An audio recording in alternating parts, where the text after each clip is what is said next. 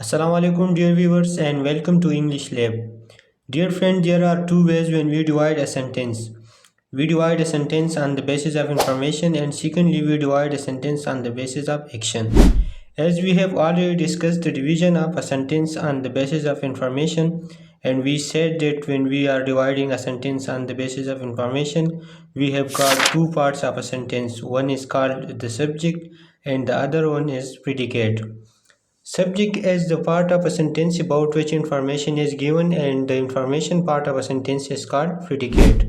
We also discussed that one subject and one predicate makes one clause.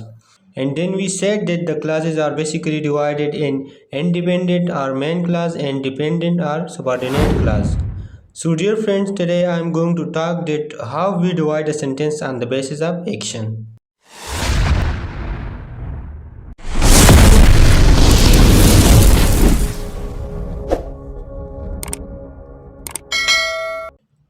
So friend, आज discuss करते हैं कि subject क्या है, वर्ब क्या है और ऑब्जेक्ट क्या है, क्योंकि ये तीन चीज़ें इंग्लिश ग्रामर के अंदर बहुत ही इंपॉर्टेंट है। अगर आपको सब्जेक्ट के बारे में पता नहीं है, अगर सब्जेक्ट आप एक सेंटेंस से फाइंड आउट नहीं कर सकते, तो फिर इंग्लिश ग्रामर में एक यूनिट है सब्जेक्ट वर्ब एग्रीमेंट, बहुत इंपॉर्टेंट यूनिट है, वो आपकी समझ में नहीं आएगी। अगर वर्ब के बारे में पता नहीं है आपको, तो आप फिर टेंसेस आपको समझ में नहीं आएगी। अगर ऑब्जेक्ट के बारे में आपको पता नहीं है, तो एक्टिव पैसिव जो है इसमें एक रूल है कि जिन सेंटेंसेस में ऑब्जेक्ट नहीं होते उसको हम एक्टिव से पैसिव में कन्वर्ट नहीं कर सकते। तो इन तीन चीज़ें बहुत इंपॉर्टेंट है। सो फ्रेंड, अब I say I eat an apple and he kicks a ball. अगर इन दोनों सेंटेंसेस को हम देखें तो आई इसमें एक सब्जेक्ट है, ईट इसमें वर्ब है एंड एन एप्पल इसमें एक ऑब्जेक्ट है। इसी तरह सेकंड सेंटेंस में ही एक सब्जेक्ट है, केक्स एक वर्ब है एंड बाल एक ऑब्जेक्ट है। इट्स मीन दैट यहाँ पर तीन पार्ट्स बनते हैं एक सेंटेंस की। ठीक है, जब हम एक सेंटेंस को एक्शन की बेस पर डिवाइड कर रहे हैं। पिछली क्लास में जब हम एक सेंटेंस को इंफॉर्मेशन की बेस पर डिवाइड कर रहे थे, तो सेंटेंस की सिर्फ दो पार्ट्स बन रहे थे, एक सब्जेक्ट और दूसरा प्रेडिकेट। लेकिन यहाँ पर सब्जेक्ट वर्ब और ऑब्जेक्ट तीन पार्ट्स बनते हैं। ठीक है, तो अब सब्जेक्ट क्या है? So the doer of an action is called subject. काम करने वाले को क्या कहते हैं? एक सेंटेंस में सब्जेक्ट कहते हैं। एक सेंटेंस में जो बंदा या कोई चीज़ काम कर रहा होता है उसको सब्जेक्ट कहते हैं। जैसे कि इस एग्जांपल में आई ईट एन एप्पल, तो एप्पल कौन खाता है, कौन ईट करता है? तो आई करता है। तो आई इसमें क्या है? एक सब्जेक्ट है। इसी तरह ही किक्स अ बॉल, तो किक्स इस बॉल को कौन लगाता है? तो ही लगाता है, ही काम करता है। डूअर ऑफ एक्शन जो है यहाँ पर ये ही और आई है, तो ये दोनों इन दोनों सेंटेंसेस में क्या है? सब्जेक्ट है। अब verb, the action part of a sentence is called verb. अब सेंटेंस का वो पार्ट जिसमें एक्शन हो। ठीक है, तो एक्शन इन पार्ट में कौन सा है? फर्स्ट में है ईट और सेकंड में किक्स है। ठीक है, ईट एक एक्शन है और किक्स एक एक्शन है, तो इसलिए ये दो जो है ये हमारे पास इधर वर्ब्स है। ठीक है, और थर्ड जो है the receiver of an action. अब इस दो सेंटेंसेस में इस एक्शन को कौन रिसीव कर रहा है? तो अगर हम फर्स्ट सेंटेंस को देखें तो आई ईट एन एप्पल, तो जो एप्पल जो है ये एक एक्शन को रिसीव कर रहा है। ठीक है, कैसे रिसीव कर रहा है? तो क्या कहा जा रहा है? ये एप्पल का कहा जा रहा है। तो मतलब ये एप्पल खाया जाता है, तो इसलिए ये एप्पल जो है ये एक्शन जो है ये ईट मतलब खाना जो है ये रिसीव कर रहा है। इसी तरह ही किक्स अ बॉल, तो ये किक्स कौन रिसीव कर रहा है? ये किक्स जो है ही की तरफ से ये बॉल जो है ये रिसीव कर रहा है। तो इसलिए हम कहते हैं कि the receiver of an action is called subject. तीनों की डिफिनीशन बहुत सिंपल है। सब्जेक्ट हम इसी कहते हैं the doer of an action को। ठीक है, जो एक्शन करता है एक सेंटेंस में उसको हम सब्जेक्ट कहते हैं, और वर्ब जो है the action part of a sentence को हम वर्ब कहते हैं। ठीक है, और the receiver of an action को हम क्या कहते हैं? जो एक्शन को रिसीव करता है उसको हम ऑब्जेक्ट कहते हैं। ठीक है, सब्जेक्ट जो मोस्टली सेंटेंस के स्टार्ट में आते हैं और ऑब्जेक्ट जो होते हैं वो सेंटेंस के एंड में आते हैं। या ऐसे आप कह सकते हैं कि जो सब्जेक्ट हमारे पास होता है ये वर्ब से पहले आते हैं, और जो ऑब्जेक्ट होते हैं ये वर्ब के बाद आते हैं, ठीक है। सो फ्रेंड ये हमारे पास वर्ब है, ठीक है। इससे पहले जो हिस्सा आता है इसको सब्जेक्ट कहते हैं और इसके बाद में जो हिस्सा आता है इसको क्या कहते हैं, इसको ऑब्जेक्ट कहते हैं। सो फ्रेंड ये पॉइंट नोट कर लेना कि हमारे पास दो किस्म के प्रोनाउन होते हैं, ठीक है। एक होता है सब्जेक्ट प्रोनाउंस और दूसरा है ऑब्जेक्ट प्रोनाउन। सब्जेक्ट प्रोनाउन जैसे कि I, you, he, she, it, we, they, ये हमारे पास सब्जेक्ट प्रोनाउंस है। और ऑब्जेक्ट प्रोनाउन में ये me, you, him, her, it, us, them, तो ये सारे के सारे क्या है, ये ऑब्जेक्ट प्रोनाउन है। अब जब वर्ब से पहले हम जो हिस्सा आता है यानी सब्जेक्ट जो आता है, अब सिर्फ सब्जेक्ट प्रोनाउन जो है हम उस जगह पर यूज़ कर सकते हैं। इट मीन दैट जो वर्ब हमारे पास होता है इससे पहले हम सिर्फ सब्जेक्ट प्रोनाउन यूज़ कर सकते हैं, ठीक है। और ऑब्जेक्ट की जगह पर यानी जो हमारे पास वर्ब के बाद का जो हिस्सा है इस पर हम सिर्फ ऑब्जेक्ट प्रोनाउन यूज़ कर सकते हैं।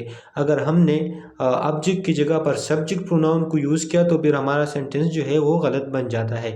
या हमारा जो सब्जेक्ट है वहाँ पर हमने ऑब्जेक्ट प्रोनाउन को यूज़ किया तो फिर हमारे पास वो सेंटेंस जो है गलत बन जाता है। जैसे कि यहाँ पर एग्जांपल है हर किक्ड ही, ठीक है।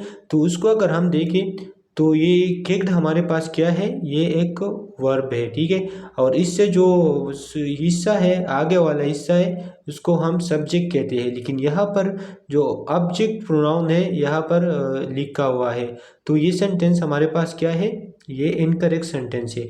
और ये ही जो है ये हमारे पास सब्जेक्ट प्रोनाउन है और ये ऑब्जेक्ट प्रोनाउन पर ऑब्जेक्ट प्रोनाउन की जगह पर लिखा है। So that's why it is incorrect sentence, right. Similarly me card he, यहाँ पर भी कार्ड जो है ये हमारे पास एक वर्ब है। इसका जो फर्स्ट या स्टार्ट वाला जो पार्ट्स है यहाँ पर ऑब्जेक्ट प्रोनाउन लगाया है, ठीक है। और जो इन वाला है या कार्ड के बाद जो हिस्सा है यहाँ पर सब्जेक्टिव प्रोनाउन लगाया है। सो ये सेंटेंस जो है ये भी इनकरेक्ट सेंटेंस है। तो ये पॉइंट नोट करना ये बहुत इंपॉर्टेंट पॉइंट है कि वर्ब से पहले हम सिर्फ सब्जेक्टिव प्रोनाउंस को यूज़ कर सकते हैं और वर्ब के बाद हम सिर्फ ऑब्जेक्टिव प्रोनाउंस को यूज़ कर सकते हैं। सो फ्रेंड यहाँ पर एक एग्जांपल है कि the principal issued him a certificate. तो इस सेंटेंस को अगर हम देखें तो यहाँ पर द प्रिंसिपल हमारे पास एक सब्जेक्ट है, इशूड एक वर्ब है और हिम जो है ये एक ऑब्जेक्ट है और सर्टिफिकेट भी हमारे पास एक ऑब्जेक्ट है। तो हमने तो कहा कि ऑब्जेक्ट हम उसे कहते हैं जो एक्शन को रिसीव करता है, ठीक है। तो यहाँ पर तो दो ऑब्जेक्ट आए, एक हिम और दूसरा certificate. So remember dear viewers हमारे पास ऑब्जेक्ट के दो टाइप्स है, एक है डायरेक्ट ऑब्जेक्ट और दूसरा है इनडायरेक्ट ऑब्जेक्ट। और ये पॉइंट भी नोट करना बहुत इंपॉर्टेंट पॉइंट है कि हमारे पास मेजॉरिटी केसेस में जो डायरेक्ट ऑब्जेक्ट होते हैं वो जो नॉन लिविंग थिंग्स होते हैं ये डायरेक्ट ऑब्जेक्ट होते हैं और ये जो लिविंग थिंग्स होते हैं वो क्या होते हैं, वो इनडायरेक्ट ऑब्जेक्ट होते हैं, ठीक है। मेजॉरिटी केसेस में, ठीक है, मैं मेजॉरिटी की बात कर रहा हूँ, ऑल की बात नहीं कर रहा, ठीक है। तो यहाँ पर चूंकि ये हिम जो है ये एक लिविंग थिंग है तो ये क्या है, ये इनडायरेक्ट ऑब्जेक्ट है। और ये सर्टिफिकेट ये नॉन लिविंग थिंग है तो ये क्या है, ये एक डायरेक्ट ऑब्जेक्ट है। तो इसी तरह अगर हम इस सेकंड सेंटेंस को देखें तो इसमें I give her a flower, तो इसमें आई एक सब्जेक्ट है, गिव एक वर्ब है, हर जो है ये एक ऑब्जेक्ट है, ठीक है। और अ फ्लावर भी जो है ये एक ऑब्जेक्ट है। तो इस सेंटेंस को देखें तो इसमें हर भी एक लिविंग थिंग्स है और फ्लावर भी एक लिविंग थिंग्स है, ठीक है। तो ये बात याद रखना कि ये जो वर्ब है अगर दो हमारे पास एक सेंटेंस में दो ऑब्जेक्ट आ जाए और दोनों लिविंग थिंग्स हो तो ये फिर हम इस वर्ब को देखेंगे कि वर्ब के जो फौरन बाद में आया है, वर्ब का जो करीब आया है तो इसको हम क्या कहेंगे, इसको हम इनडायरेक्ट ऑब्जेक्ट कहेंगे। ये एक इनडायरेक्ट ऑब्जेक्ट होगा। जैसे कि यहाँ पर हर है तो ये एक इनडायरेक्ट ऑब्जेक्ट है और जो इनडायरेक्ट ऑब्जेक्ट के बाद में आया है या सेंटेंस की एंड में आया है तो फिर ये एक डायरेक्ट ऑब्जेक्ट होगा, जैसे कि यहाँ पर एक फ्लावर है। सो फ्रेंड आज की इस लेक्चर में हमने तीन चीज़ों को डिस्कस किया। पहला सब्जेक्ट, वर्ब एंड ऑब्जेक्ट कि सब्जेक्ट क्या है, वर्ब क्या है, ऑब्जेक्ट क्या है, कि ठीक है। तो अगर हम एक सेंटेंस को एक्शन के बेस पर डिवाइड कर रहे हैं तो और फिर हमारे पास जो डूअर ऑफ एन एक्शन होता है इसको हम सब्जेक्ट कहते हैं, and action part of a sentence इसको हम वर्ब कहते हैं, and receiver of an action is called an object, ठीक है। फिर दूसरा बात हमने ये डिस्कस किया कि और वर्ब से जो हम चीज़ पहले लगाते हैं इसको सब्जेक्ट कहते हैं, या सब्जेक्ट हम वर्ब से पहले लगाएंगे और वर्ब के बाद हम ऑब्जेक्ट लगाएंगे, ठीक है। फिर तीसरी बात हमने ये कहा कि अगर एक सेंटेंस में दो ऑब्जेक्ट आ जाए, ठीक है, तो इस एक को हम डायरेक्ट ऑब्जेक्ट कहते हैं, एक को इनडायरेक्ट ऑब्जेक्ट कहते हैं। जो लिविंग थिंग्स होते हैं वो मोस्टली मेजॉरिटी केसेस में ये इनडायरेक्ट ऑब्जेक्ट होते हैं, और जो नॉन लिविंग थिंग्स होते हैं वो डायरेक्ट ऑब्जेक्ट होते हैं। फिर हमने ये कहा कि अगर एक सेंटेंस में दो ऑब्जेक्ट आ जाए और दोनों लिविंग थिंग्स हो, ठीक है, तो फिर जो वर्ब के बहुत करीब है उसको हम इनडायरेक्ट ऑब्जेक्ट मानेंगे, और ये जो बाद में आया है सेंटेंस की एंड में आया है, ठीक है, या दूर आया है वर्ब से, तो उसको हम क्या कहेंगे, डायरेक्ट ऑब्जेक्ट उसको हम कहेंगे। अब hopefully the division is very clear for you. अगर आपसे कोई कहे कि इस सेंटेंस को एक्शन के बेस पर डिवाइड करें स्ट्रक्चर में, तो आप डिवाइड कर सकोगे। अगर आपसे कोई कहे कि इंफॉर्मेशन की बेस पर ये डिवाइड करें इस सेंटेंस को, तो वही भी आप कर सकेंगे, क्योंकि जो बेसिस है वो मैंने बता दिया।